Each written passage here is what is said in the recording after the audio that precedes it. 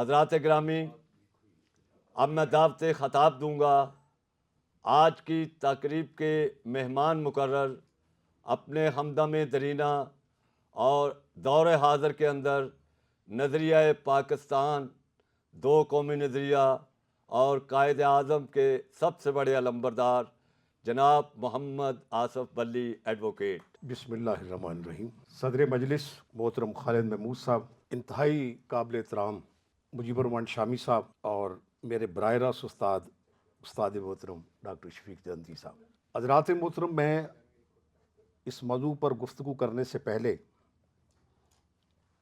ایک دو باتیں شامی صاحب سے اپنے تعلق خاطر کے حوالے سے کہنا چاہتا ہوں کہ جب 1983 میں ایم اے صحافت میں مجھے داخلہ مطلوب تھا تو ہم ان کی خدمت میں حاضر ہوئے، ایک سفارشی رکا کہہ لیں یا تعارفی رکا کہہ لیں، جو انہوں نے مرحمت فرمایا، اور وہ ایسا رکا تھا کہ اس رکے سے ہمیں وہ اعتبار ملا کہ بغیر کسی رکاوٹ کے ایم اے صحافت میں ورکنگ جرنلسٹ کے طور پر مجھے داخلہ مل گیا۔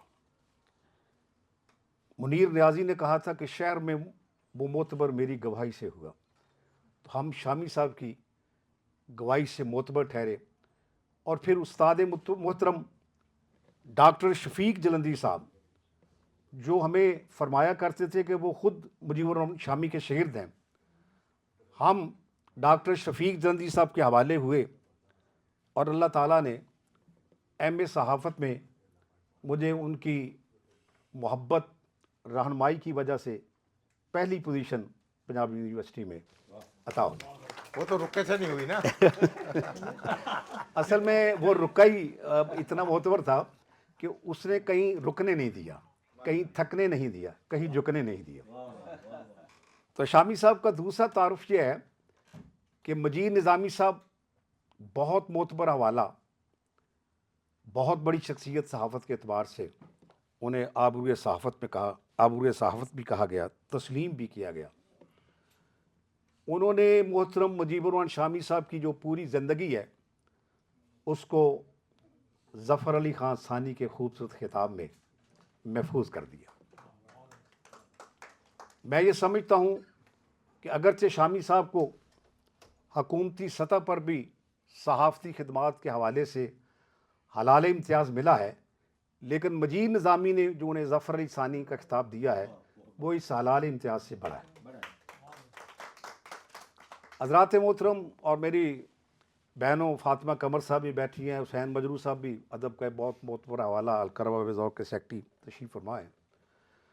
ظفر علی خان کے حوالے سے جو کچھ راحت نسیم صاحب نے کہا،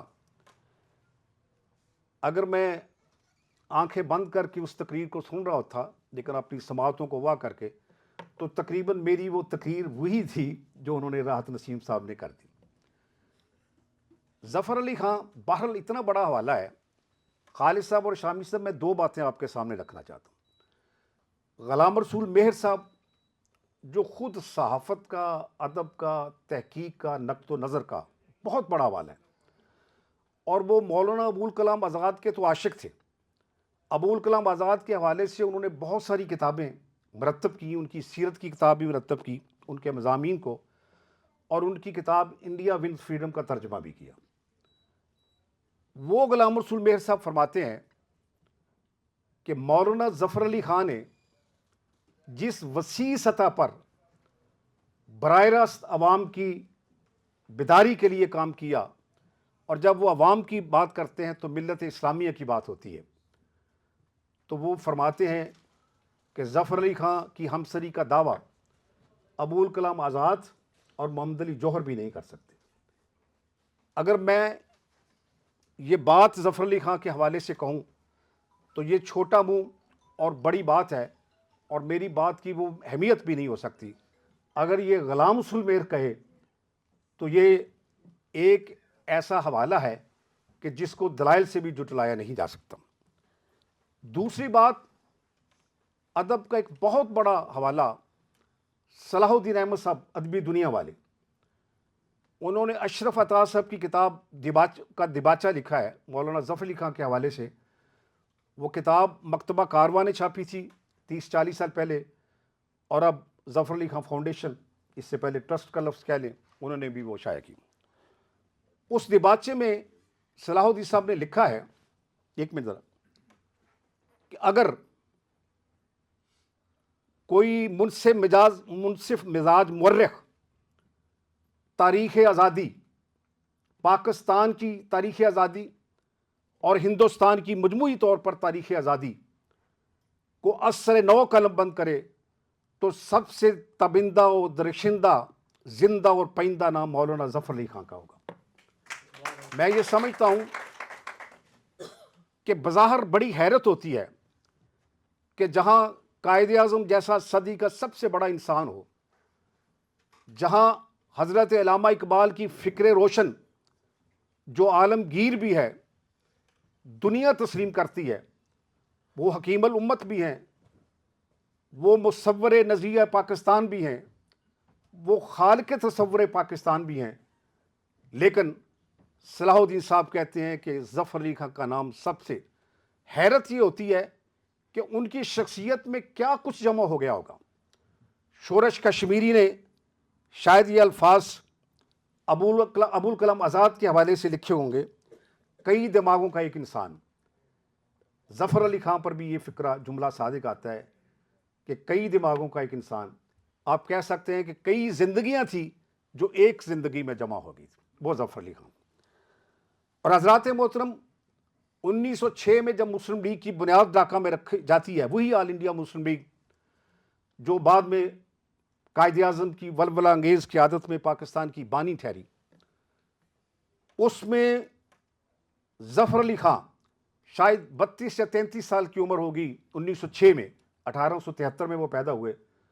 اس میں وہ ایک پورے بر صغیر کی سطح کے بڑے لیڈر کے طور پر پنجاب کی نمائندگی کرتے ہوئے, اس خطے کی نمائندگی کرتے ہوئے شریک ہوئے تھے. پھر صحافت کی بات کی, بات صحافت کی ہو, بات سیاست کی ہو, بات خطابت کی ہو, ان میں ایک ولولہ تھا, ایک تنتنا تھا, ایک ہمہمہ تھا. اور ظفر علی خان چاہتے تھے کہ جس طرح میں ہوں, میری قوم کا بچہ بچہ بھی ظفر علی خان بن جائے. اس میں وہی للکار اور وہی تلوار کا لہجہ ہو کہ قلم سے کام تیغ کا اگر کبھی لیا نہ ہو تو مجھ سے سیکھ لے یہ فن اور اس میں بے مثال بن. اور حضرت مولانا ظفر علی خان کا کس حوالے سے بات کی جائے, راحت نسیم بڑی اچھی بات کر رہے تھے کہ ان کی جس بھی جہت کی بات کی جائے وہ خود ایک کتاب ہے, کتاب کا باب نہیں. اگر ان کی سحر انگیز جو ادیب کے طور پر حیثیت ہے, صرف ادیب کے طور پر, وہ ایک کتاب کا مضمون ہے. اگر ان کے شعری اثار کی بات کی جائے تو وہ ایک کتاب کا مضمون ہے. اگر ان کے نثری اثار کی کتاب ڈاکٹر غلام حسین ذوالفقار صاحب کی بہت ایک جامع کتاب اس حوالے سے موجود ہے. اگر صرف ترجمے کی بات کی جائے تو یہ کہا جاتا ہے, اور پہلے اس پہ بھی غور کریں کہ انگریزی سے اردو زبان میں ترجمہ اور اردو سے انگریزی زبان میں ترجمہ, بیک وقت دونوں پر قدرت, اور قدرت بھی ایسے کہ وہ ایک بے مثل اور بے مثال مترجم کے طور پر تسلیم کیے گئے. کہا یہ جاتا ہے کہ ظفر علی خان کی جو ترجمہ کی ہوئی کتابیں ہیں اس پر اصل کا گمان ہوتا ہے. اور ایک شخص نے تو یہ کہا کہ جو انہوں نے غالباً ڈریپر کی کتاب کا ترجمہ کیا, کہ اگر ڈریپر وہ کتاب ظفر علی خان کی اردو میں پڑھ سکتا تو وہ دوبارہ اسے انگریزی میں لکھنے کی کوشش کرتا, ظفر علی خان کے ترجمے سے اتنا مسحور ہوتا. یہ ظفر علی خان کی کوالٹی. حضرات محترم, جس طرح ابھی فرمایا گیا کہ تقریباً 14 سال وہ پابند سلاسل رہے مختلف اوقات میں, یہ صرف بندہ منہ سے الفاظ ہی ادا کر دیتا ہے. 14 سال جیل کے شب و روز ہیں. ان کی جو ایکٹیو لائف ہے تقریباً 47-48 تک ہے. اگلا جو ان کا 48 اور 56 تک کے پیریڈ ہے وہ تقریباً علالت میں گزرے. اور ظاہر ہے 10-15-20 سال اگر ان کی جب تک عمر تھی اس وقت وہ اس لائم لائٹ میں یا سیاست میں اس طرح یا صحافت میں اس طرح متحرک نہیں تھے. تو درمیان کا جو 30-40 سال کا پیریڈ بنتا ہے یا نصف صدی کا پیریڈ بنتا ہے ان کی ایکٹیو صحافت کا، ایکٹیو سیاست کا، شعر و ادب کا، اس میں وہ 14 سال تک مختلف اوقات میں نظر بند رہتے ہیں. اور یہ کوئی معمولی بات نہیں، وہ انگریز سامراج کی جیل تھی. اور دوسری بات یہ ہے کہ ظفر علی خان کبھی جیل میں مضطرب یا پریشان نہیں ہوئے. ایک عجیب عالم سرشاری میں رہتے تھے، جیسے خوشی کا موسم ان پر طاری ہو.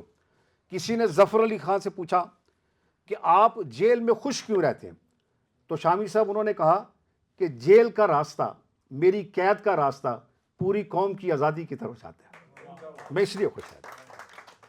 یعنی ان کی جو قید و بند تھی، ان میں جو حوصلہ تھا، ان میں جو ولولہ تھا، ان میں جو عزم تھا، ان میں جو استقلال تھی، ان میں جو پامردی تھی، ان میں جو صبر اور استقامت تھی، وہ اس وجہ سے تھی. وہ یہ کہتے تھے، بلکہ وہ تو یہ بھی کہتے تھے کہ میں جو اپنی ملت کے لیے قربانیاں دے رہا ہوں یہ معمولی قربانی ہے، اس سے بڑی قربانی بھی اگر یہ ملت مانگے، یعنی یا تخت جگہ آزادی کی یا تختہ مقام آزادی کا. اور وہ تختے پر بھی چڑھنے کے لیے تیار تھے کہ میری قوم مقام آزادی اسے مل جائے، اسے تخت آزادی مل جائے. یہ ظفر علی خان کا عزم تھا اور یہ ظفر علی خان کا ارادہ تھا. حضرات محترم، یہ ظفر علی خان فاؤنڈیشن یا ٹرسٹ پہلے نام تھا، ان کا تو ایک اپنا فرض بھی بنتا ہے، بلکہ یہ پوری قوم کی طرف سے یہ فرض ادا کر رہے ہیں کہ وہ اتنے بڑے محسن کو خراج تحسین پیش کرنے کے لیے ان کے یوم وفات کے حوالے سے آج 27 کو ویسے بنتی ہے کہ آج اس برسی کا اہتمام کیا گیا. مجھے ایک شامی صاحب یاد آ گیا کہ محمد علی جوہر پہ تقریب شعبہ صحافت میں ہوئی تھی، تو شامی صاحب نے ادھر یہ الفاظ کہے تھے کہ محمد علی جوہر جن کی آج برسی منائی جا رہی، وہ آج بھی زندہ ہیں، اور جو ہم تقریر کرنے والے ہیں ہم اس حالت زندگی بھی میں مرے ہوئے ہیں. تو ظفر علی خان کی بھی یہ کبیت ہے کہ اس کی برسی نہیں، وہ تو آج بھی زندہ ہیں. ہم شاید اپنی برسیاں منا رہے ہیں، ظفر علی خان تو آج بھی زندہ ہیں، اپنے فکر کی صورت میں، اپنی شاعری کی صورت میں، اپنی صحافت کی صورت میں. ایک ضرور مجھے ملال ہے، ایک تکلیف ہے میرے دل میں کہ ظفر علی خان کا جو مقام ہے، جو مرتبہ ہے، جو اللہ کی نظر میں ہے، اس کا تو حساب ہم نہیں لگا سکتے، وہ اللہ کے ہاں اجر ہے. لیکن جو ان کا مقام بنتا تھا، جو ہماری ذمہ داریاں بنتی تھیں انہیں ہدیہ عقیدت اجتماعی طور پر، جس طرح میں نے کہا کہ ظفر علی خان فاؤنڈیشن تو اپنا فرض ادا کر رہی ہے، لیکن اس طرح کی تقاریب پورے ملک میں مختلف تنظیموں کو کرنا چاہیے.